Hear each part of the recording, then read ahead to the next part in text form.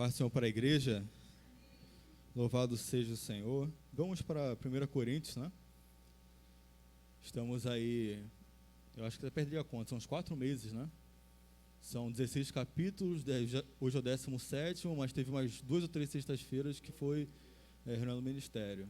Então aí são uns 4 meses que estamos estudando o mesmo livro da Bíblia, né?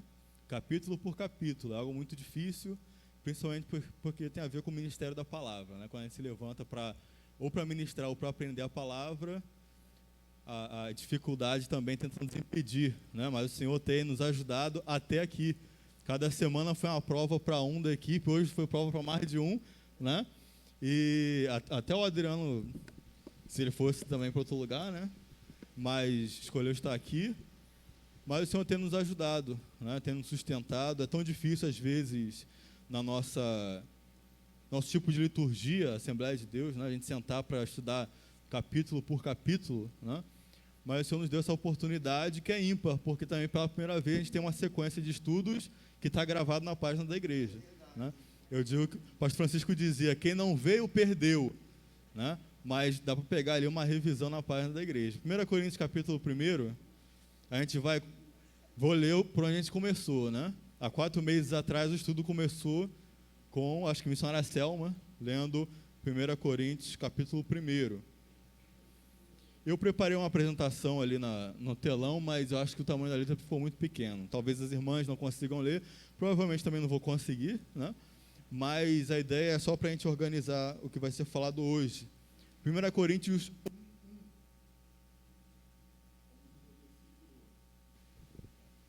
versículo 1, 2 e 3, é a saudação de Paulo que inicia essa carta também.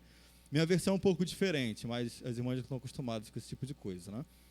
Eu, Paulo, que fui chamado pela vontade de Deus para ser apóstolo de Cristo Jesus, escrevo, junto com o irmão Sóstenes, essa carta à igreja de Deus que está na cidade de Corinto.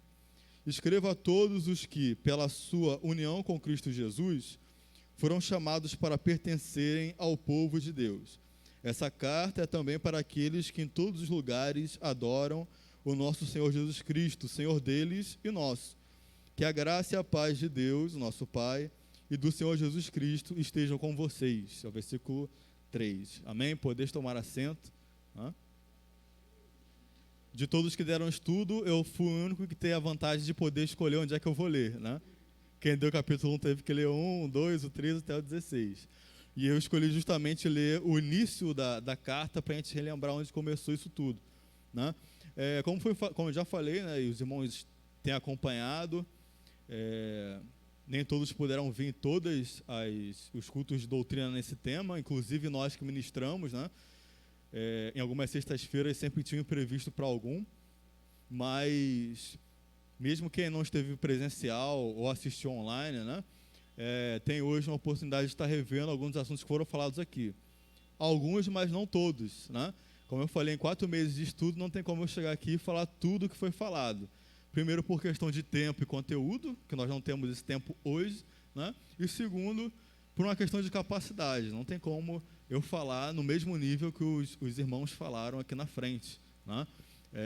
Como foi explicado, como foi explanado, os testemunhos que ilustraram e explicaram cada capítulo que foi ministrado aqui, né? Vão muito além da minha capacidade. Então, o meu objetivo aqui é fazer uma síntese desse estudo em 1 Coríntios, né? Mas não pegando capítulo por capítulo, porque isso já foi feito anteriormente, né?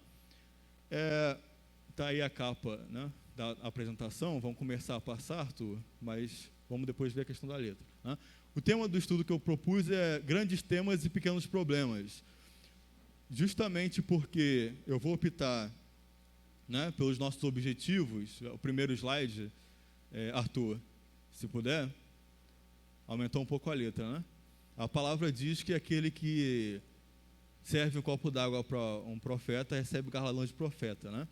E aí quando chegarem no céu vão descobrir que os pregadores vão dividir o galardão com o pessoal do som, do data show, com o tecladista, né? Porque sem eles, metade das pregações aqui, o povo não daria glória e não entenderia muita coisa, né? Então agradeço a Deus desde já pela equipe de som, o Maicon, o Arthur, né, audiovisual, que tem acompanhado a gente aí há 4 meses, né?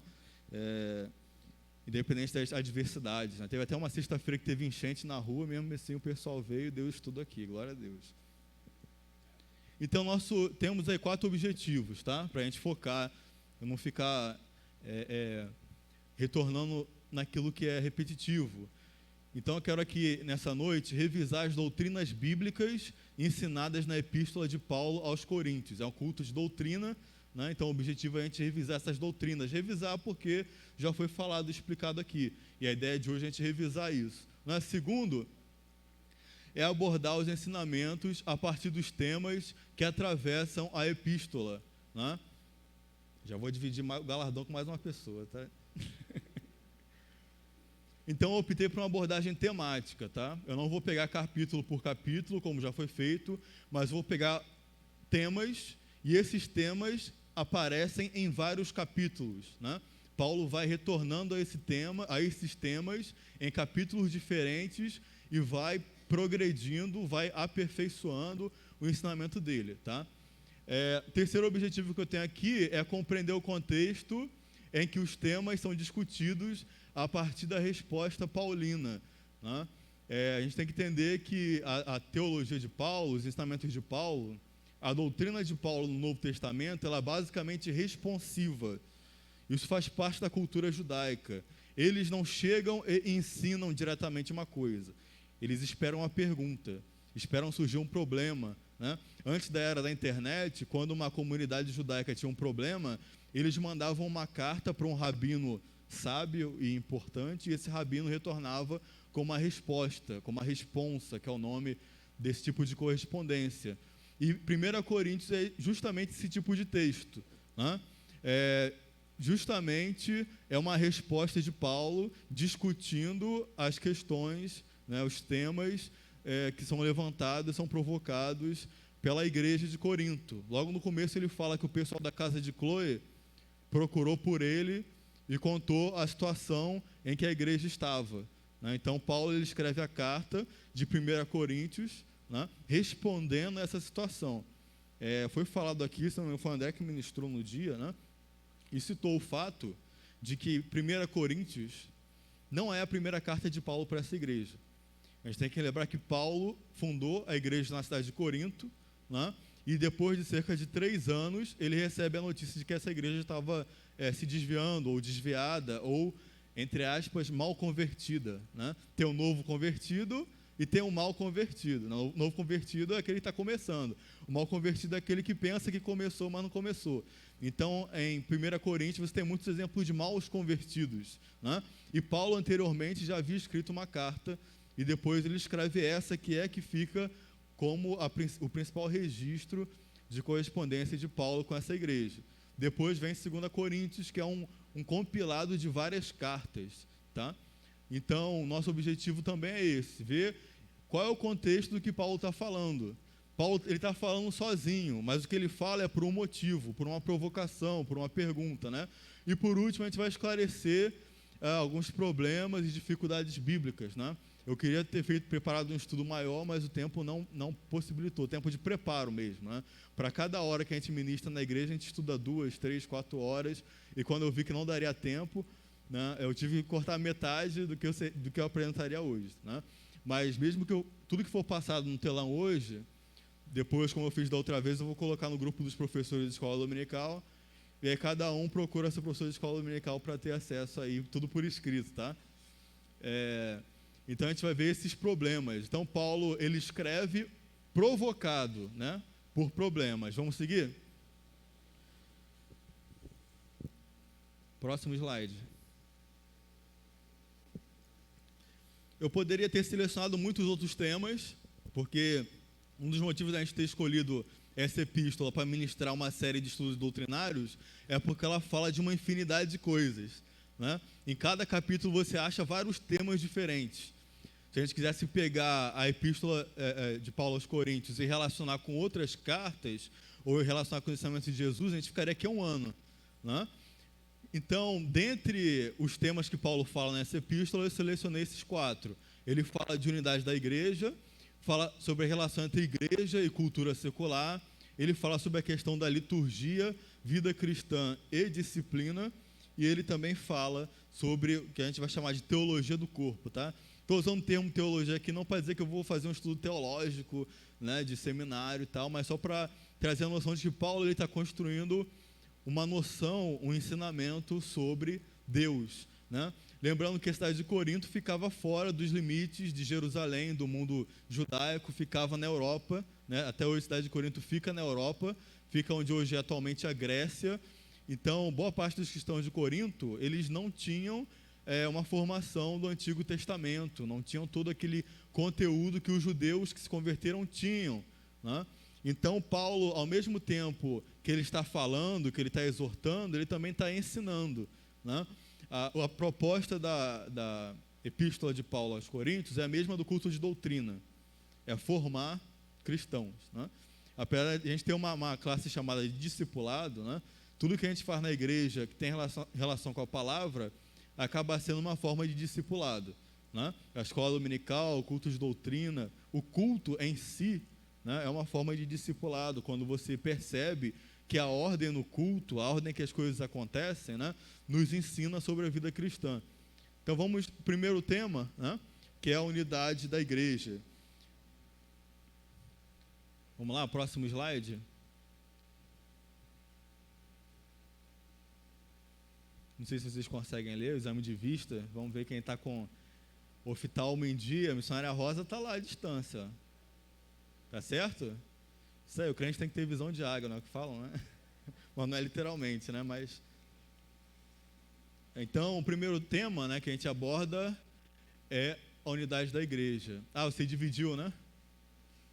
Então, a gente separou, de uma parte, os problemas da igreja de Corinto e da outra parte, as respostas que Paulo dá para esses problemas, né?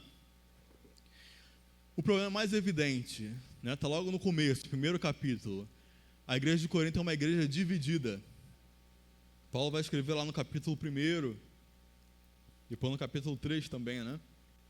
Nessa igreja há várias divisões. Uns dizem que são de Paulo, né? O grupinho dos fundadores. Quando Paulo fundou a igreja, eu estava aqui, né? Eu vi colocar lá a pedra fundamental, eu cheguei primeiro, né? O grupo de Paulo. Depois vem o grupo de Pedro. Pedro era o pregador mais famoso da época, né? Então, aquele pessoal que imita o pregador da época, né? Fala igual o pregador da época, fala igual o pregador da televisão. São os de Pedro. Tem os de Apolo. Apolo foi um dos mestres da igreja primitiva. Ele era um mestre, um profeta da igreja de Antioquia, que havia feito uma obra missionária em Corinto, e lá ele discipulou parte desses cristãos de Corinto, né? E outros diziam, eu não sou nem de Paulo, nem de Apolo, nem de Pedro, eu sou de Cristo, né? A gente não sabe ao certo o quanto esse grupo de Cristo era de Cristo, porque poderia ser uma forma de se distinguir, não obedeço nenhum, nem outro, eu tenho essa ligação direta e eu faço o que eu quero, né? Então esses o problema mais evidente da igreja, né? Corinto é uma igreja cindida, dividida, e isso aparece nas reuniões da igreja, né? 1 Coríntios 11, que a gente lê todo terceiro domingo, né? Vai falar justamente sobre isso, né? Vou aqui citar um trecho, quando a gente está lendo sobre a ceia do Senhor, e estou aqui trabalhando com a versão atualizada, né? 1 Coríntios 11,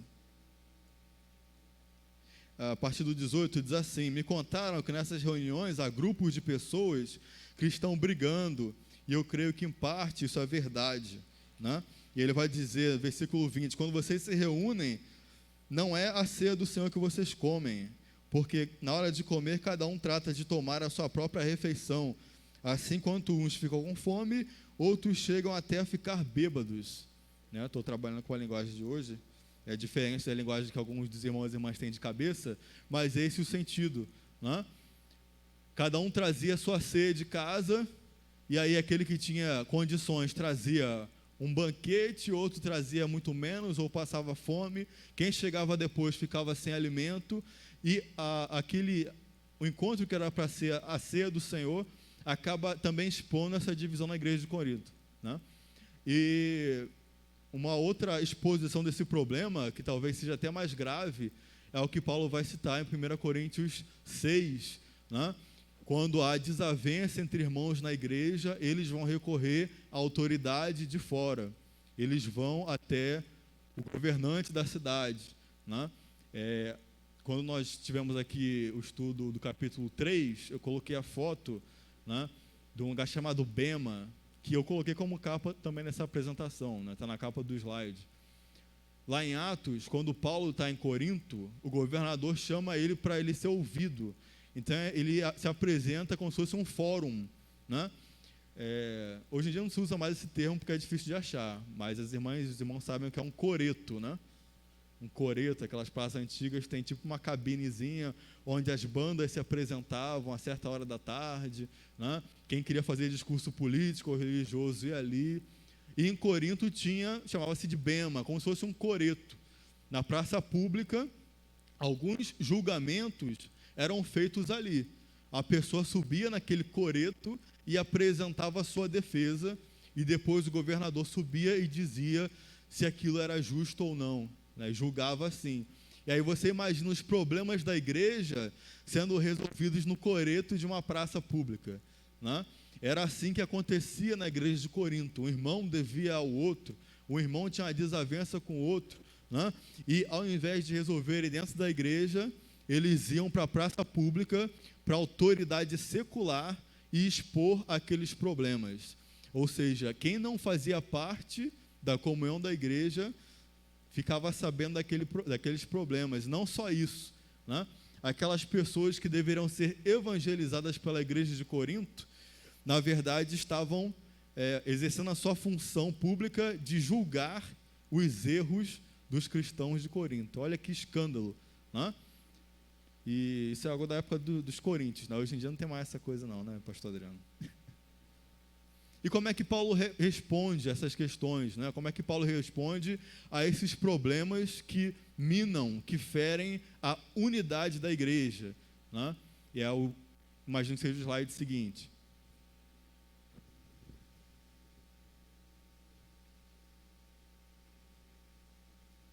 1 Coríntios 12, Paulo vai comparar a igreja a um corpo. Nós somos um corpo, né? E tem uma cabeça nesse corpo, que não é o governador da cidade, não são os juízes humanos. A cabeça do corpo não é Paulo, não é Pedro, não é Apolo, né? A cabeça do corpo é Cristo. Então Paulo, ele vai responder dessa forma. Ao invés dele afirmar uma divisão na igreja, vocês querem fazer facção, então formem 4 congregações, né? Abra suas denominações, né? Assembleia de Deus Apolo, Assembleia de Deus Paulo, Assembleia de Deus Pedro. Paulo, ele tenta reconciliar a igreja. Olha, vocês são um corpo, né? 1 Coríntios 12, está lá do 12 ao 14. Né? Vamos ver se hoje eu estou bom de manusear a Bíblia. Do 12 ao 14, né, vai dizer assim: Cristo é como um corpo, o qual tem muitas partes, e todas as partes, mesmo sendo muitas, formam um só corpo. Assim também todos nós, judeus e não judeus, escravos e livres, fomos batizados pelo mesmo Espírito para formar um só corpo, e a todos nós foi dado de beber do mesmo Espírito. Não importa a classe social, não importa sexo, não importa em qual parte da cidade você mora, não importa se você é patrão ou empregado, não importa se você chega cedo ou chega tarde, o que importa é que somos um só corpo, e o que nos une é justamente Cristo. Paulo está dando a entender o quê? Que se tem desunião, é que as pessoas não estão mais olhando para Cristo, não estão mais seguindo a cabeça, né? Estão seguindo Pedro, Apolo, Paulo, estão olhando para onde não deve olhar. Ele vai dizer em outra carta, né? Olhando para Jesus Cristo, autor e consumador da nossa fé. Ele ou não, né? Isso é Hebreus que eu estou citando. Segundo, Paulo vai dizer que Deus deu ministros à igreja e não igrejas aos ministros. Dá para entender isso aí? Deus, ele não pegou um apóstolo e deu, essa igreja aqui é sua. Deus, ele não pega um bispo e fala, essa igreja é sua. Deus pega a igreja e fala, esse aqui é o meu servo para vocês, né? Paulo está afirmando que a propriedade da igreja é de Deus e que o ministro, o dispenseiro que ele vai citar, né, é um despenseiro, né? Quem era o despenseiro no mundo antigo? Era o mordomo que administrava a despensa da casa. Ele vai lá e vê o que está faltando e providencia as compras. Essa é a função do pastor, do bispo, do apóstolo, né? Do diácono, do presbítero, do evangelista. Não é ser cabeça, é ser despenseiro, né? Ele não é o dono da casa, ele é aquele que verifica a dispensa. Inclusive, o termo bispo significa supervisor. No mundo antigo, o supervisor, o bispo, né? Esse termo vem do fiscal da alfândega, que fiscalizava o navio antes do navio sair para a viagem. Ó, isso aqui embarca, isso aqui não embarca, tem que entrar suprimento, tem que sair carga. E quando a igreja primitiva chama os seus líderes de bispos, está dizendo que eles têm a função de fiscalizar, de manter a despensa cheia, mas eles não são o dono do barco e também não são o dono da casa nem da despensa. Não é Paulo, não é Apolo, não é Pedro. O dono da despensa é Jesus Cristo. E bispos, apóstolos, diáconos, todos, como dispenseiros, têm que prestar satisfação ao dono da casa, ao dono do navio, né? Ao senhor da despensa. Porque se o mordomo não receber o provimento financeiro, ele também não consegue manter a despensa cheia. E é isso que muitas vezes vemos por aí. A pessoa chama para ser responsabilidade, a igreja é minha. E aí, na hora do problema, ele não tem de si para fornecer, não tem de si para dar. Mas quando nós, como ministrantes da palavra do Senhor, como dispenseiros, como obreiros e servos da obra do Senhor, quando nós entendemos que a obra é dele que vem a provisão, é dele que vem o sustento, a manutenção, o dom, a autoridade, o talento, a bênção para a igreja. É isso que Paulo está ensinando. Vocês acham que são líderes das facções, mas a igreja está cheia de problemas justamente porque vocês não têm capacidade de ser cabeça. A única cabeça é Jesus Cristo. Paulo vai dizer lá, 1 Coríntios 12, né, 27 ao 30, ele vai falar sobre o fato de que Deus, ele distribui os dons para a complementaridade, não para a disputa. Então, aquelas facções da igreja que estavam se esforçando uma contra as outras, deveriam se unir para as juntas serem mais fortes. 1 Coríntios 12, 27 ao 30, diz assim: pois bem, vocês são um corpo de Cristo e cada um é uma parte desse corpo. Na igreja, Deus pôs tudo no lugar certo. Alguém tem dúvida disso? Em primeiro lugar, apóstolos e os profetas, em terceiro os mestres, em seguida pôs os que fazem milagres, os que têm dom de curar, de ajudar, de liderar, ou de falar em línguas estranhas. E continua, né? Vai dizer assim: nem todos são apóstolos, ou profetas, ou mestres, nem todos têm o dom de fazer milagres, nem de curar doença, nem de falar em língua estranha, nem de explicar essas línguas, o que essas línguas querem dizer. Por isso se esforcem para ter os melhores dons. Paulo está dizendo que a igreja é única, mas tem diversidade dentro dela, né? Ela é una, mas não é uniforme. Assim como a graça de Deus é multiforme, né?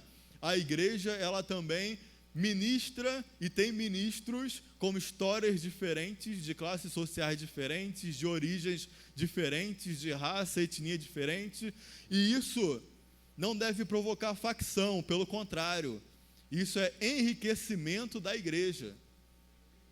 Isso é enriquecimento. Aquele irmão que vem da comunidade, não é para ele ser desprezado, é para ser valorizado, porque ele vai onde aquele que não é da comunidade não consegue chegar. E vice-versa, né? Aquele irmão lá do Leblon, né? Aqui não temos esse caso, a não sei que alguém tem um apartamento escondido, não sei. Mas ele não deve, alguém de alta classe social, né? Não deve ser visto como separado, né? Apartado, não, aquele ali faz parte de um grupo diferente, de uma panelinha, não, né? ele deve ser incluído, porque assim a igreja se enriquece. Alguém que vai se comunicar com um público, né? Onde talvez outros não cheguem.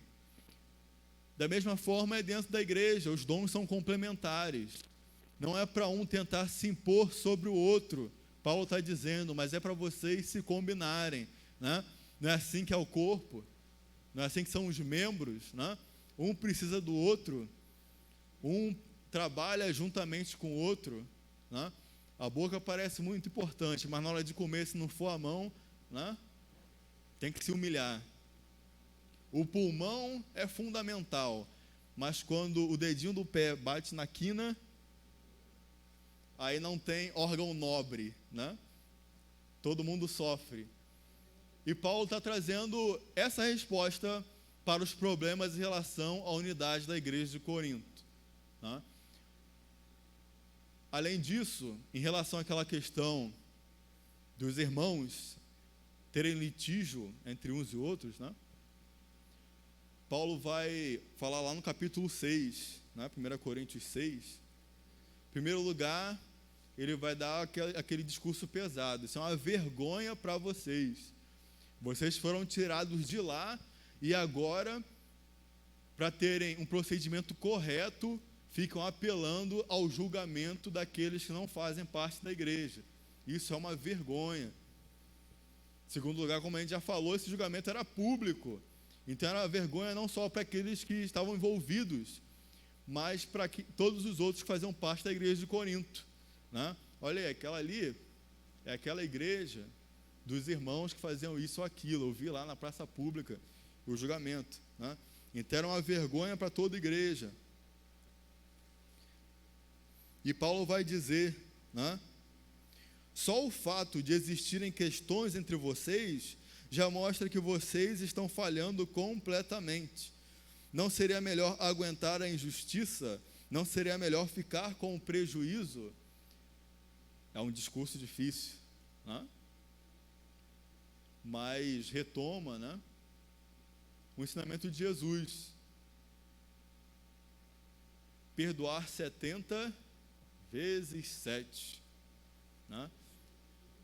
É muito mais fácil falar do que fazer, mas Paulo está dizendo justamente isso, que eles tinham muito discurso, tinham muita retórica nessa igreja, tinham muito exibicionismo, mas nas questões que eram fundamentais para o testemunho da igreja, eles eram falhos, né? Eles não demonstravam o perdão, nem sequer uns com os outros. E Paulo está ensinando. Jesus, ele abriu mão não só da glória ao lado do Pai para descer a essa terra, né? Ele vai falar isso aos Filipenses, mas ele, como homem, também sofreu, né? O exemplo de Cristo é o exemplo que deve ser seguido por aquele que é um verdadeiro cristão. É você abrir mão, deixar o outro passar à frente, né? Jesus vai falar, né? A qualquer que pedir a capa, dê também a túnica, né? Que agredir uma face, dê também a outra. Que tentar fazer você andar 1 milha, vá com ele 2. Sermão da montanha, não é isso? Mateus, a partir do capítulo 5. Paulo está, mais uma vez, discipulando a igreja de Corinto. A verdade é essa. É por isso que no começo, ele vai dizer lá no capítulo 1º, 2º e 3º, né? Não vos pude falar como a espirituais, né? Mas a carnais. Em outra parte vai dizer a meninos, né? Que ainda estão se alimentando com leite espiritual, porque não havia maturidade cristã. E o perdão, a capacidade de perdoar e de sofrer injustiça em favor do reino de Deus, é um dos principais sinais da maturidade cristã. A verdade é essa, né? Então essa é a resposta paulina, inclusive essa questão do litígio entre irmãos. Vamos seguir mais um slide? Um outro tema que nós escolhemos para abordar de forma resumida a epístola de Paulo aos Coríntios, essa primeira epístola, né, é a relação entre a igreja e a cultura secular, que é um tema que vai também aparecer em vários capítulos de 1 Coríntios, né? Era uma igreja muito complicada em relação à cultura. Corinto era uma cidade grega, com um pouco de cultura romana, E aqueles cristãos com mais ou menos 3 anos de convertido ainda mantinham muitas práticas da sua velha vida, né? Muitos deles se convertido religiosamente, mas não haviam experimentado um novo nascimento. Eles participavam da liturgia da igreja, mas não haviam abandonado hábitos das religiões e das filosofias que eles praticaram antes de se converter. Muitos deles, inclusive, compartilham de liturgias diferentes, né? Então eles eram, na sua maioria, cristãos com uma visão de mundo pagã, uma visão de mundo, termo cosmovisão, né? Uma visão de mundo que era corrompida. Não era a visão de mundo da igreja, do reino de Deus, né? Do Sermão da Montanha, dos ensinamentos de Paulo em Romanos, em Gálatas, né? Mas era uma visão de mundo do culto a Apolo, que era o deus grego principal da cidade, uma visão de mundo do culto a Afrodite, que era a deusa grega do amor, que tinha um templo também muito importante nessa cidade. Era uma visão de mundo das filosofias humanas da época, e aí eu cito aí o estoicismo e o epicurismo, né? Os estoicos diziam que a pessoa tinha que saber lidar com o sofrimento e a dor, porque a dor fazia parte da vida, era quase que um prazer na dor, né? E o epicurismo era uma filosofia grega que falava o contrário, né? Que a pessoa devia buscar o prazer a qualquer custo, né?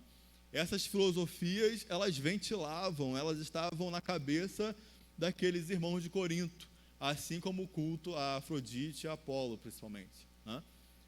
E há muita diferença, não apenas naquela época, mas ainda hoje. Mesmo palavras semelhantes, nas visões de mundo diferentes, têm conteúdo e significado diferente, né? Quando você fala de paz, justiça, amor e verdade dentro da igreja, você está falando de algo totalmente diferente de quando você fala de paz, justiça, amor e verdade fora da igreja ou fora da vida cristã, né? E quando esses cristãos se converteram, ou melhor, muitos deles entraram para a igreja, eles participaram de uma conversão parcial, né? Eles não mudaram a sua visão de mundo, eles não converteram os seus conceitos, né? Vieram para a igreja e continuaram pensando que o amor é igual ao amor do culto de Afrodite, né? Vieram pensando que a verdade é igual à verdade da filosofia grega, né? E aí, só para citar a ideia do conceito de amor, né? Que ele vai falar de 1 Coríntios 5, onde ele vai falar sobre a questão da imoralidade na igreja de Corinto, né? Imoralidade é uma forma resumida para não citar todas essas questões, né? Onde ele vai falar de grandes problemas morais, que hoje em dia, até quem não faz parte da nossa comunhão da igreja, veria isso como algo problemático, né? Um rapaz que tem relacionamento sexual com a sua madrasta. Cristãos que visitavam com frequência o prostíbulo.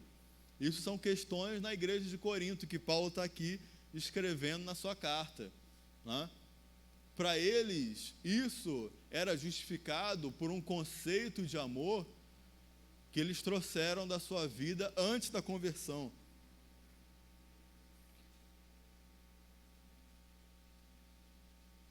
Além disso, Paulo vai falar, nessa relação da igreja com a cultura secular, outro problema que havia nessa igreja de Corinto era a questão da participação em outras liturgias, como parte do processo de socialização da cidade. O que é isso?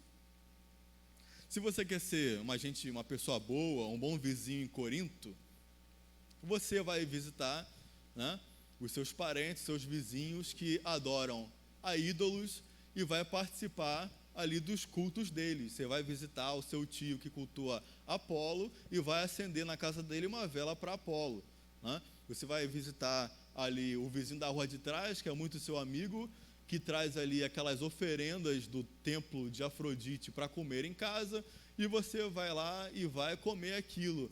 Essa era a convivência que os cristãos de Corinto tinham com aquela cidade. Para fazer parte como um cidadão normal daquela cidade, era assim que aquelas pessoas procediam. elas eram educadas daquela forma. Mas para fazer parte do reino de Deus, é necessário passar por um processo de reeducação, né? Está na moda aquele termo reeducação alimentar, né? Às vezes a pessoa faz uma cirurgia ou malha muito, mas não muda a sua dieta. O que acontece? A pessoa ou perde peso e ganha de novo, ou a pessoa não perde peso, porque ela não se educou para mudar a alimentação. Então, levando isso para o mundo espiritual, né? Para haver uma conversão genuína, é necessário você se reeducar. E Paulo vai dizer bem claro, quando ele cita as metáforas lá em 1 Coríntios 3, né? Eu plantei, Apolo regou, mas Deus que deu o crescimento, nós citamos aqui, né? Está citando uma plantação. Uma plantação nasce de um dia para o outro, cresce de um dia para o outro? Não, é um processo, né? E Paulo está dizendo, vocês têm que passar por um processo de reeducação, né? Cada pessoa passa por esse processo de uma forma diferente. Uns vêm aqui, levanta a mão, aceita Jesus e já abandonou tudo, né? Outros têm uma dificuldade maior, como os cristãos de Corinto, porque eles saíam do culto e davam de cara com o templo de Afrodite, onde eles tinham frequentado anteriormente, né? Mal comparando aqui, eles iam lá no dia das mães visitar a mãe, e a mãe estava lá fazendo a oferenda, e aí ele vai fazer desfeita. Então havia uma grande dificuldade desses cristãos de abandonarem aquela cultura na qual eles foram criados. A gente olha às vezes para os coríntios, né? E acha que é algo do tempo deles e que a gente não tem nada a ver com isso, né? A gente julga os coríntios com 2000 anos de atraso, mas, né, de vez em quando, às vezes a gente esbarra com um crente que fala Ave Maria. Tem um ou outro que eu não posso perder aquela festa junina, né? Não tem problema, a minha avó sempre distribuiu doce de Corme Damião, não tem problema. Paulo ele vai entrar nesses assuntos, né, que são assuntos culturais. Quem não é nascido e criado no Evangelho, foi nascido e criado para ser outra coisa. E Paulo está aqui propondo uma reeducação, né? Paulo ele dá um sacode, mas ele também, né, Paulo dá um esculacho, como diz no carioquês, né, mas ele também, ele diz que tem jeito, né, tem uma solução. Paulo não escreve dizendo, fecha essa igreja aí que está todo mundo perdido. Paulo escreve dizendo, vocês estão todos errados, vamos mudar essa vida, o caminho é esse, né? Vamos transformar, vamos mudar, né? Às vezes a gente precisa na igreja de mais pessoas que mostram o caminho certo, ao invés de apenas julgar aqueles que estão no caminho errado. Paulo, ele mostra o erro, mas ele também mostra o caminho para o acerto, para a redenção, né? Paulo, eu uso às vezes a analogia quando falo, né, de disciplina na igreja. Paulo, ele não é igual o professor Raimundo, da escolinha do professor Raimundo, né? Escolinha do professor Raimundo, para quem assistia, né? O professor Raimundo sentava e só fazia pergunta, não ensinava matéria nenhuma. E às vezes na igreja, nós queremos ser como o professor Raimundo. A gente chega, faz pergunta, cobra, exige, pune, mas quando é que a gente ensinou, né? Quando é que a gente reeducou, como Paulo estava reeducando os coríntios, né? Paulo está dizendo, vocês estão cheios de problemas, mas ainda há uma esperança. Ainda há o caminho do arrependimento. Próximo slide. Então, a resposta de Paulo, né, a esses problemas vai ser assim. Na questão da relação entre a igreja e a cultura secular. Pode passar.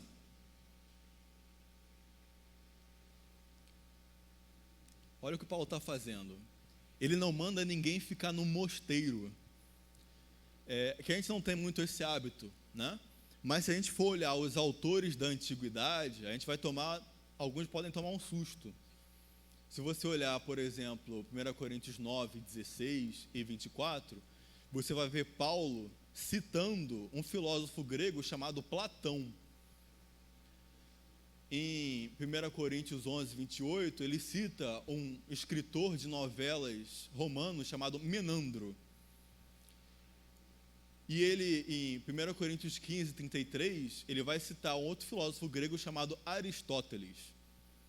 Não é uma peculiaridade de 1 Coríntios. Quando Lucas vai escrever sobre Paulo pregando no Areópago, Paulo, eu acho isso interessante, ele chega para falar com os filósofos gregos, e Paulo ele não opera um milagre.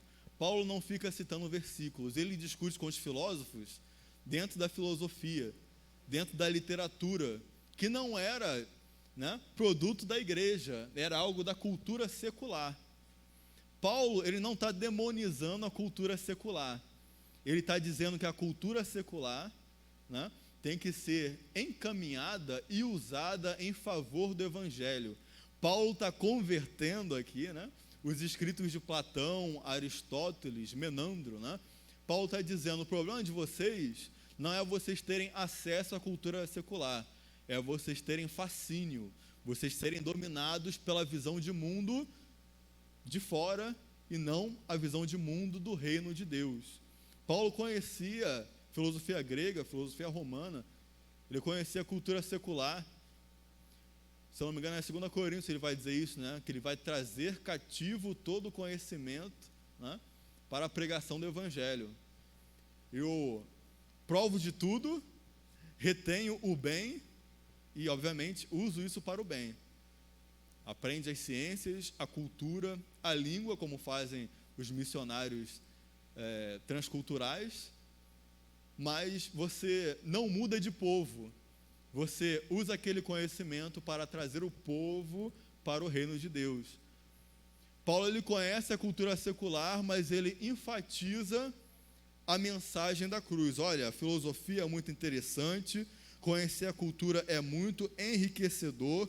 O cristão ele tem que ter uma educação para poder dialogar com o mundo secular, mas acima de tudo está a cruz de Cristo. Acima de tudo está o evangelho. 1 Coríntios 3,18, ele vai dizer, né, que ninguém engane a si mesmo. Se algum de vocês pensa que é sábio conforme a sabedoria humana, então precisa se tornar louco para ser de fato sábio. Pois aquilo que esse mundo acha que é sabedoria, Deus acha que é loucura. Como dizem as Escrituras, Deus pega os sábios nas suas espertezas. Eles achavam que eram muito espertos, porque conheciam a filosofia. Mas Paulo estava apresentando o reino de Deus como um reino que conquista, domina, subjuga qualquer filosofia, qualquer conhecimento. Olha, esses filósofos são interessantes, eu conheço, e olha aqui como eles também testificam da verdade do reino de Deus, né? Tem um ditado medieval que diz que toda a verdade é a verdade de Deus, né? A ideia de que Deus semeou nas diversas culturas, Deus deixou dicas do caminho para o evangelho, né? Paulo, ele vai diferenciar as visões de mundo, e o principal está em 1 Coríntios 13, né? A visão de mundo pagã da cidade de Corinto era corrupta, enquanto a visão de mundo do reino de Deus, ela aponta para uma realidade perfeita, né? Enquanto aquelas pessoas se destruíam naqueles cultos, naqueles vícios, naquelas religiões, o reino de Deus ele é construtivo, né? O amor é o vínculo da perfeição. Paulo ele vai muitas vezes bater na tecla, né, do amor. 1 Coríntios 13, ainda que eu falasse a língua dos homens e dos anjos e não tivesse amor, seria como o metal que soa, como o sino que tine, né? Ainda que, deixa eu pegar na minha versão aqui, vou pegar aqui na minha versão, poderia ter o dom de anunciar mensagens de Deus, ter todo o conhecimento, entender todos os segredos, ter tanta fé, que até poderia tirar as montanhas do seu lugar, mas se não tivesse amor, eu não seria nada. Ele está invertendo as coisas. Aquela igreja tinha dons, tinha oferta, tinha o corpo para sacrifício, mas não tinha amor. Eles tinham desavença, problema, briga, contenda. Paulo está virando de ponta cabeça a pirâmide de valores deles. Olha, isso que vocês acham muito importante, não é nada se vocês não tiverem amor. Isso vocês não têm. Vocês ficam aí brigando. É melhor não ter nada disso e ter amor. Por quê? No reino de Deus, o amor não é igual a esse amor que vocês têm aí nesses templos. Porque o amor do reino de Deus, tudo sofre, tudo crê, tudo espera, tudo suporta. Aí a gente pensa, é tão difícil isso? A gente comete um erro muito recorrente em 1 Coríntios 13. A gente lê imaginando relação entre pai e filho, homem e mulher. Pô, mas espera aí. O amor tudo suporta, quer dizer então que se for agredido tem que manter. O problema é que 1 Coríntios 13 não fala da gente, fala de Jesus Cristo. Se Jesus Cristo seguisse o nosso padrão de amor, ele não teria apanhado pela gente lá no Calvário. A verdade é essa. E a gente quer medir a Bíblia pela nossa vivência, pela nossa experiência. E é aí que nasce um monte de heresia. 1 Coríntios 13, o amor é Deus, Deus é amor, né? Paulo conversando com João aqui, 1 João, né? É Jesus que é o exemplo de amor. E no reino de Deus, a visão de mundo em torno do amor, da verdade, da justiça, da paz, não é a nossa convivência, não é a nossa experiência, não é o nosso casamento, a nossa família, é Jesus. A gente não pode ler a Bíblia, né, querendo adequar a Bíblia à nossa história, mas a gente tem que adequar a nossa história à Bíblia Sagrada. É difícil? Aí chama isso de cristianismo, né? Os imitadores de Cristo. A cultura da nossa etnia, do nosso povo, ela tem que se submeter à comunhão cristã em amor. Você estava acostumado a frequentar a casa dos seus parentes pagãos, onde tem lá aquelas imagens em cima da geladeira. Mas se isso vai escandalizar o seu irmão, então evita isso, né? Não deixa isso chegar, isso se transformar em um mau testemunho, que é 1 Coríntios 8, ele vai estar falando sobre isso, né? O problema maior não é você ter, né, esse acesso à cultura secular, mas você deixar esse seu acesso à cultura secular, a essas músicas, a esses vídeos, a esse conhecimento, a esses cultos, mancharem o testemunho da igreja, mancharem o seu testemunho de conversão, escandalizarem os novos convertidos. Então, qualquer que seja o seu costume antes da conversão, ele tem que ser submetido à glória de Deus. Quer comais, quer bebais, quer façais qualquer coisa. Comer e beber para a glória de Deus, olha só. Até na hora de comer, né? Na nossa vida hoje a gente acha que a hora de comer é um intervalo. Pausa para o almoço. Paulo está dizendo, até na hora do intervalo, do almoço, do descanso, do feriado, da folga, você tem que estar glorificando ao Senhor. Mas como é que eu como? Feijão com farinha dando glória a Deus. É aí que está, o glória a Deus que Paulo está falando, não é da boca, é do procedimento. É aí que está a diferença. Porque a igreja de Corinto dava glória ao culto inteiro, falava em mistério, né? Tinha dons que vinham da parte de Deus, mas na hora do procedimento, do testemunho, é aí que eles falhavam, é aí que eles não glorificavam ao Senhor. Então Paulo está dizendo isso, né? Vocês devem glorificar ao Senhor.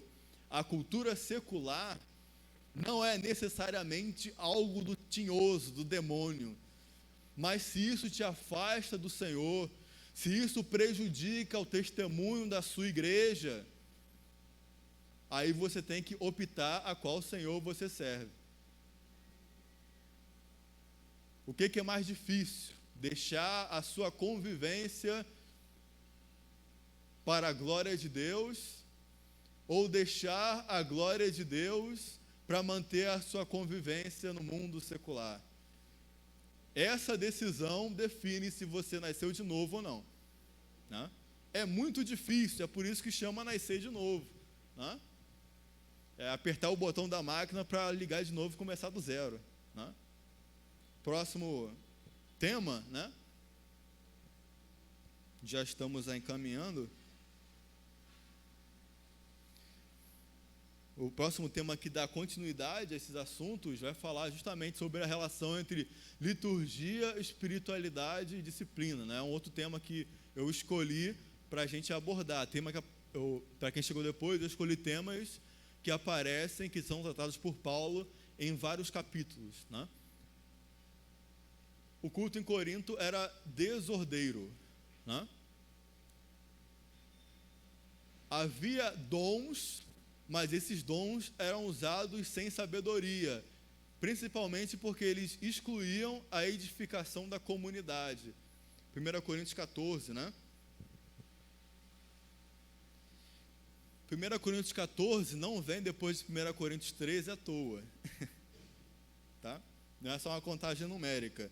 Ele põe um capítulo sobre o amor, e aí depois do 14 ele começa: olha, se esforcem para ter amor, e procurem também ter dons espirituais. O que é mais importante? O amor. Se você não usa os dons espirituais com amor, aí dá esse problema que vem no capítulo 14, né? Muitos falam em línguas ao mesmo tempo, outros não entendem nada, como capítulo 11 vai falar, né? Uns começam o culto primeiro e vão embora antes, outros chegam depois e já não conseguem participar direito da ceia do Senhor. Algumas pessoas levantam e falam na hora que não deve falar. Isso também é uma influência dos cultos pagãos que eles foram ensinados, né? Eles usavam esses dons sem sabedoria, né? E não sei se é mais grave, né? A gente vai lendo na carta de Corinto e a gente vai achando, poxa, isso aqui é muito grave. Aí passa outro capítulo, isso é mais grave ainda. A gente fala, não vai acabar não, né? Só tem gravidade, só tem... Não, isso aqui é mais problemático ainda. 1 Coríntios 5, né? Vai citar aqueles pecados. Os pecados e pecadores que estavam dentro da igreja eram pecados conhecidos, mas que aquela igreja fazia vista grossa, era super normal. Não, aquele ali, tá vendo aquele sujeito, né? O pai e o Júnior, então, eles têm a mesma esposa. Não, aquele ali, saindo do prostíbulo, ele ministrou no culto ontem. É assim que era a igreja de Corinto, né? Você tem um acobertamento de imoralidades, tá? Mais uma vez destacando a importância da visão de mundo, da educação. Aquelas pessoas foram criadas achando que isso era normal porque eles vieram do mundo pagão, mas eles não mudaram a sua mente, né? Tem que haver o que? Uma mudança de mente. Romanos 12, não é isso? Então, como é que Paulo vai responder a esses problemas? Que é o próximo slide. E vocês vejam que eu estou falando de liturgia porque aquilo que acontecia no culto era reflexo da vida pessoal de cada um. O culto não é uma bolha, não é uma segunda vida, né? O culto, ele é uma exposição da nossa vida cristã. E aquilo que a gente vive lá fora influencia no culto mais do que aquilo que a gente às vezes vive no culto influencia lá fora. Porque em Corinto havia pessoas que profetizavam, mas do lado de fora viviam imoralidades. Há sempre uma concorrência de liturgias, né? A gente fala dos cristãos de Corinto que adoravam a Deus na igreja e depois iam lá compartilhar das comidas sacrificadas aos ídolos, mas a gente não pode entender que a gente vive dentro de uma Corinto, que é o nosso mundo, né? O mundo de hoje.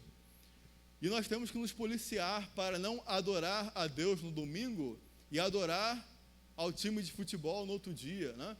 Adorar o político na outra semana, né? Porque tudo isso são liturgias, são cultos. Ali há uma adoração, há um sacrifício, né? A pessoa vai para o comício político e faz um sacrifício. Chega lá e adora aquele político. A pessoa vai no estádio de futebol, ali faz o seu sacrifício, né? Seja o ingresso, seja o tempo, seja o risco, né?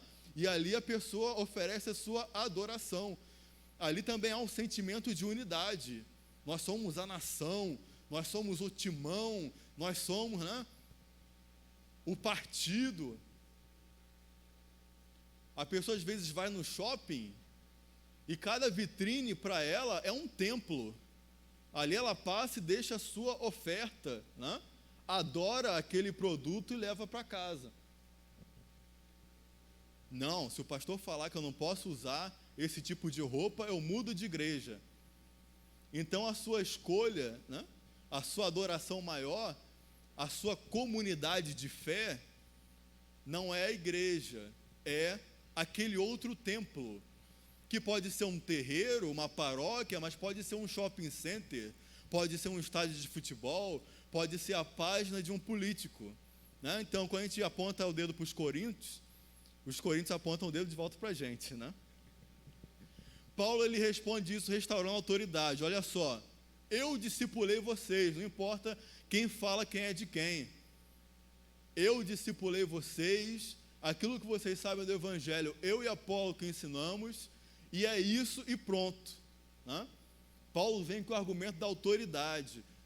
Paulo não vai dizer, eu não fui até vocês com argumentação, retórica, mas com palavra de Deus e com poder. Na carta de Paulo, o pessoal lia, e Paulo está assim, né? Mas quando Paulo chegava, você tem ali a demonstração do poder de Deus. É interessante que Paulo significa pequeno, né? Chegava o pequeno homem com a grande presença de Deus. E aquela igreja tinha que entrar no prumo. A prova disso é o capítulo 16, né? Vocês são muito rebeldes, mas olha só, estou ordenando, né? Vocês vão ajudar a contribuir na oferta para a igreja de Jerusalém. E pronto, é a autoridade de Paulo, né? Quem é de Pedro, quem é de Apolo, vai ofertar também. Vai ouvir a ordem de Paulo também. Vai ter que entrar na doutrina também. Por quê? Sede meus imitadores, porque eu sou de Cristo. Paulo abriu a boca para falar palavras que vinham da parte do Senhor. E aquele que ministra da parte do Senhor, ele não fala sozinho. Ele fala com a autoridade do reino de Deus. Esse aqui é um termo que eu peguei do direito, né? Hoje em dia tem os debates sobre Supremo Tribunal, essas coisas. Eles falam do sistema de pesos e contrapesos, né? Falam que quando o presidente faz alguma besteira, o Congresso vai lá e corrige. Quando o Congresso faz alguma besteira, o Supremo Tribunal vai lá e corrige. Quer dizer o quê? Que tem poderes separados para um equilibrar o outro, um corrigir o outro. E Paulo mais ou menos vai dizer que na igreja também é assim. Deus não dá todos os dons para a mesma pessoa, porque nós precisamos dos outros para nos corrigirmos, né? Aquele que fala em língua estranha vai precisar daquele que discerne e traduz a língua estranha. Aquele que profetiza, vai ter alguém na igreja que vai dizer se a profecia é de Deus mesmo ou não, né? Aquele que opera milagres, às vezes tem dificuldade em usar o seu dom, mas tem aquele que tem a palavra de sabedoria. Ele não opera milagres, mas ele consegue te orientar a usar o seu dom. Então é isso, Paulo está dizendo que não tem Cristo em casa, não tem cristão isolado, né? Não tem desigrejado. Você precisa de alguém para te corrigir e alguém precisa de você para ouvir um conselho, uma oração, um discipulado, né? Uma correção também. É isso. São pesos, né? Freios e contrapesos, né? Quando você estiver errado, Deus vai levantar alguém para te corrigir e vice-versa. Que é o capítulo 14. Paulo vai ali mostrar que há um dom corrigindo o outro. E a questão do pecador dentro da igreja? 1 Coríntios 5, do 11 ao 13. O pecador não, os pecadores, né?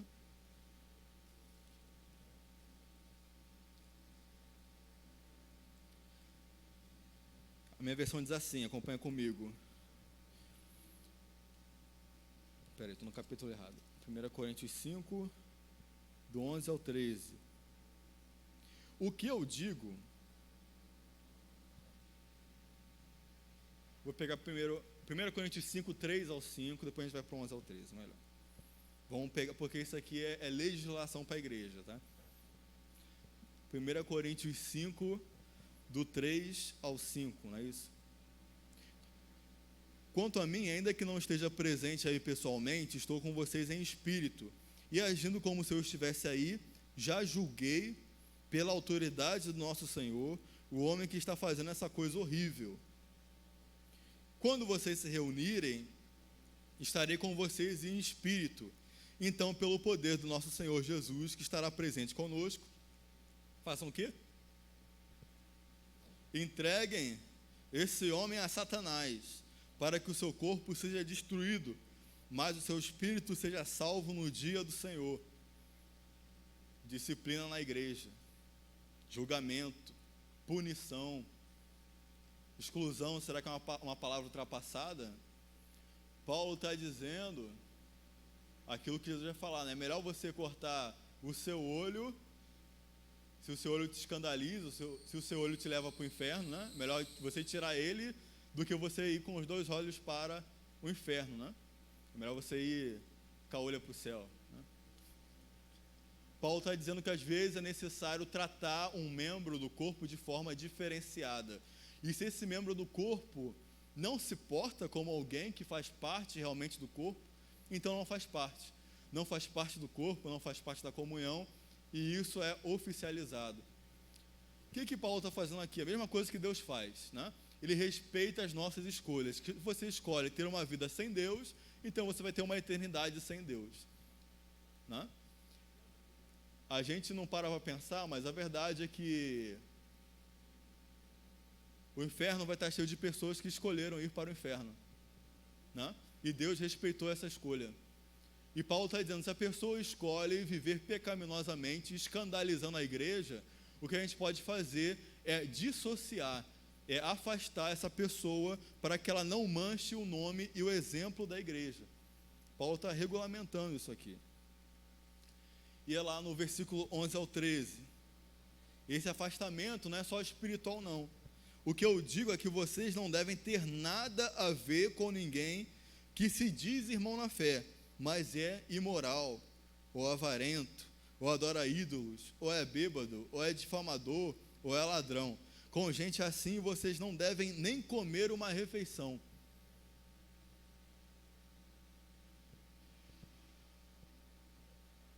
Afinal de contas, eu não tenho o direito de julgar os que não são cristãos. E aí?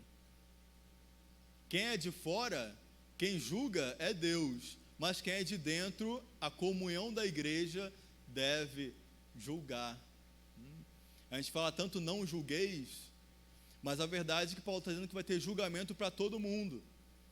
E acima da felicidade individual está a glória de Deus na comunhão da igreja. Se há um pecador ofendendo a comunhão da igreja, ele deve ser expulso, essa é a palavra. E quem está lá fora pecando, aí é Deus que julga. A gente prega, e se a pessoa, né, se crer e for batizado, será salvo. Se não crer, aí permanece a sentença, já está condenado.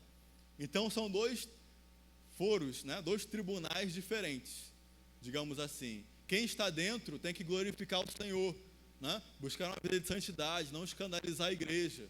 Caso contrário, né, está no lugar errado, tem que ser afastado, colocado numa posição fora da comunhão, porque já está fora da comunhão, né? Agora, quem está fora, aí é com o Senhor. Nossa parte é evangelizar. Está dando para entender isso? Quem entendeu diz amém. É um amém meio sofrido assim, mas Paulo está lá, né? A igreja ela tem que ter misericórdia com os oprimidos, mas julgar aqueles que profanam a comunhão e dão um mau exemplo, porque senão vira bagunça. É isso que Paulo está falando, né? A igreja de vocês está uma bagunça, igual a cidade, porque vocês não fazem distinção entre quem é crente e quem não é. As mesmas pessoas que vocês encontram fazendo coisas certas dentro, vocês encontram fazendo besteira fora. Então está na hora de restaurar os limites antigos, né, os caminhos antigos, né, fazer a diferença. Então, se verá novamente a diferença entre o justo e o injusto, entre o que serve e aquele que não serve a Deus. Tem que haver diferença. Não tem jeito, né? Por quê? Provérbios, né? Porque a vereda do justo é como a luz da aurora, que vai brilhando mais e mais até ser dia perfeito, né? Lâmpada para os meus pés a tua palavra e luz para os meus caminhos. Vamos para o próximo slide.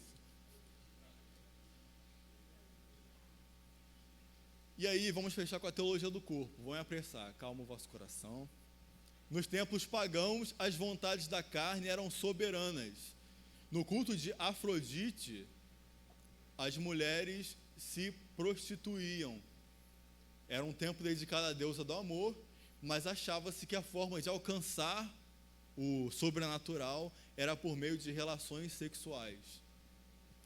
O templo de Apolo não ficava para trás. Havia os chamados efebos, que tinham o mesmo meretrizes cultuais, só que não eram mulheres, eram adolescentes homens, né? Que eram ali usados no culto para aquilo. E além disso, haviam as chamadas pitonisas no templo de Apolo. Aparece uma pitonisa lá em Atos, vocês lembram? Paulo e Silas, não é isso? Estão lá pregando e tem uma menina seguindo eles, dizendo, né, vocês são servos do Senhor. Havia um espírito de adivinhação no templo de Apolo que fazia com que, em primeiro lugar, os adivinhos não tivessem poder sobre o seu próprio corpo, né? Os adivinhos, as pitonisas, que geralmente eram mulheres, elas não tinham poder sobre si mesmas. Ou o espírito dominava elas, o espírito de Piton, que era uma serpente.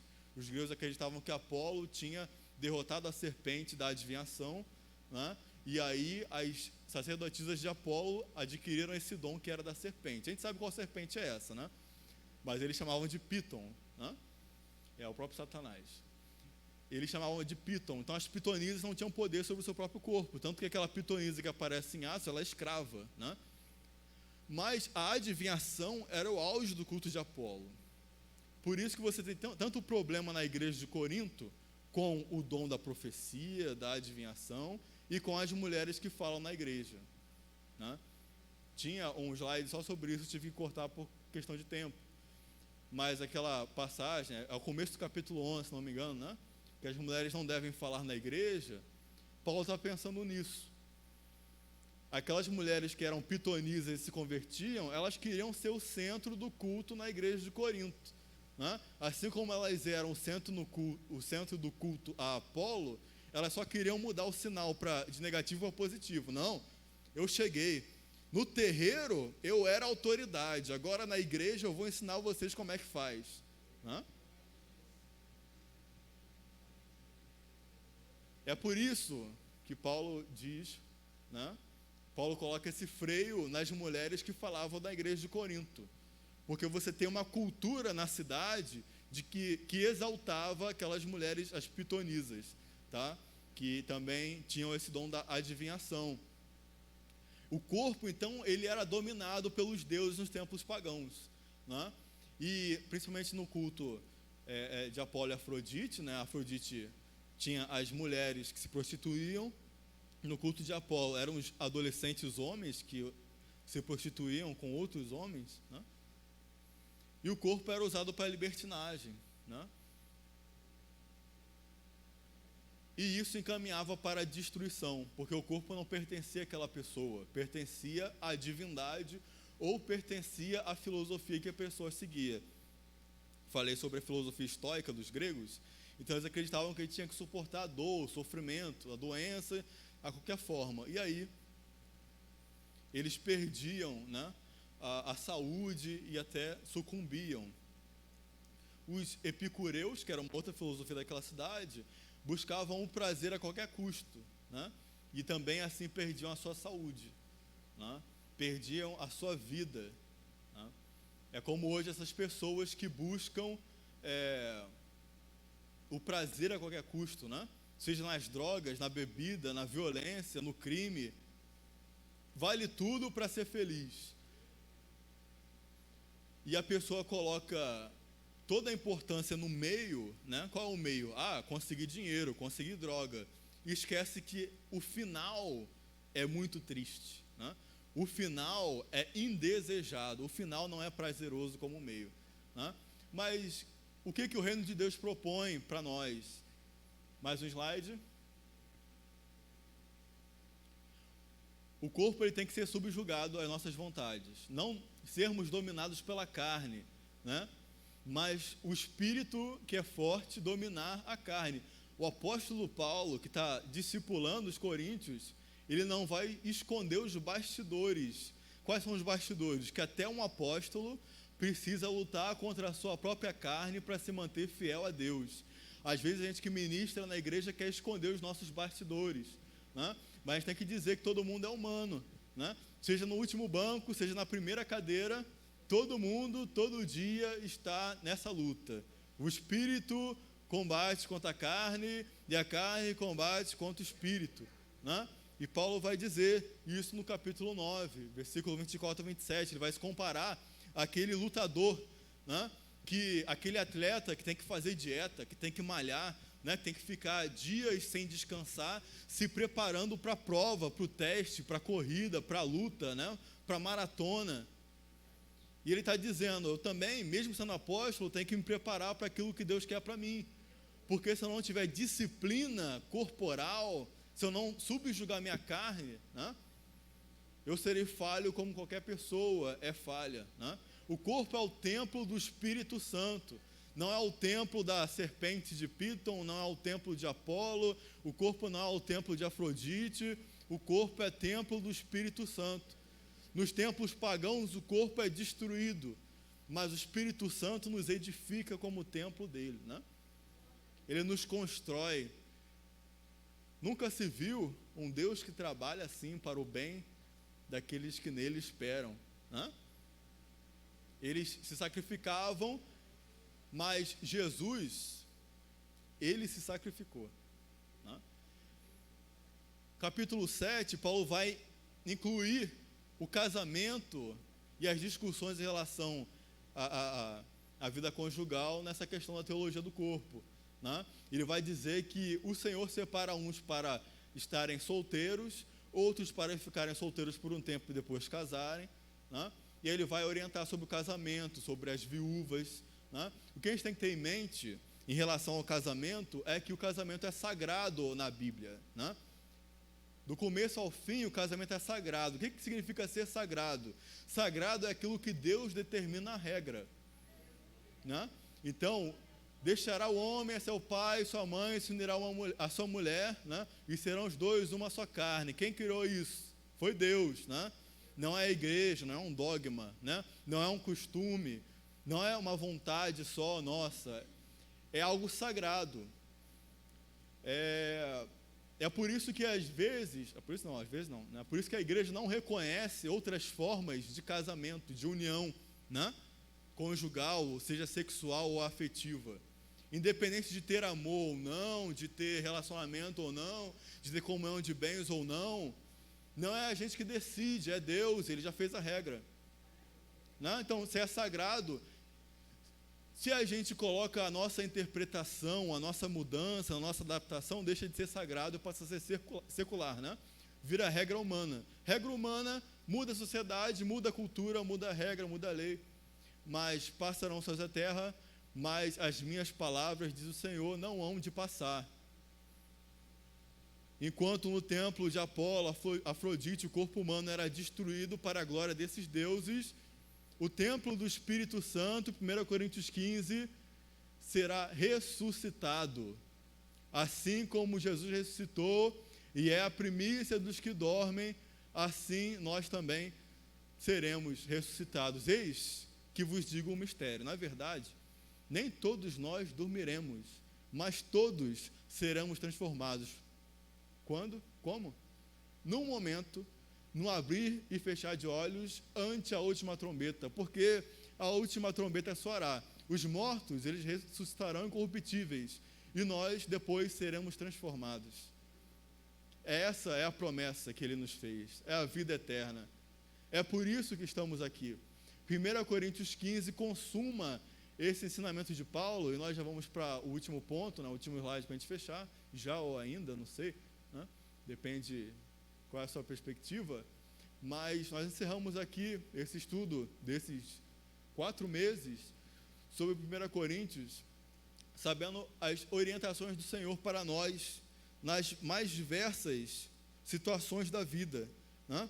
Aqueles que por acaso perderam algum desses estudos, né? Agora tem, acho que todos, né, disponível na página da igreja, e você reveja, né, não apenas os estudos, mas os nossos conceitos sobre tudo isso: fé, verdade, justiça, comunhão, disciplina na igreja, o nosso corpo, a minha vontade e a vontade de Deus, né? É graças à dificuldade de Corinto que Paulo foi inspirado para escrever essa epístola tão instrutiva, né? Talvez se Corinto não tivesse esses problemas, a gente não teria uma epístola tão rica escrita, né? Então, em tudo dai graças, agradeçamos a Deus por essa epístola, né? Corinto, ela se torna, essa igreja, uma das comunidades cristãs mais importantes do primeiro século. E última informação, né, essa epístola se torna um manual de solução de conflitos na igreja. Até depois vem 2 Coríntios, tem a chamada Epístola aos Coríntios de Clemente, que é um dos líderes da igreja primitiva no segundo século. Depois Corinto, ela tem mais um problema de rebelião na igreja, e aí Clemente, mais ou menos 100 anos depois disso, vai falar: olha, confiram lá na carta que Paulo escreveu como resolver esses problemas, né? Então essa epístola é uma referência, mas como a gente aprendeu lendo essa carta, não adianta fazer e estudar muita coisa aqui dentro da igreja se a gente não tiver o procedimento lá fora. Então, depois de 3 meses estudando, teremos aí 3 meses, 3 anos, 30 anos, toda uma vida para praticar aquilo que aprendemos. E eu agradeço a oportunidade em nome de Jesus.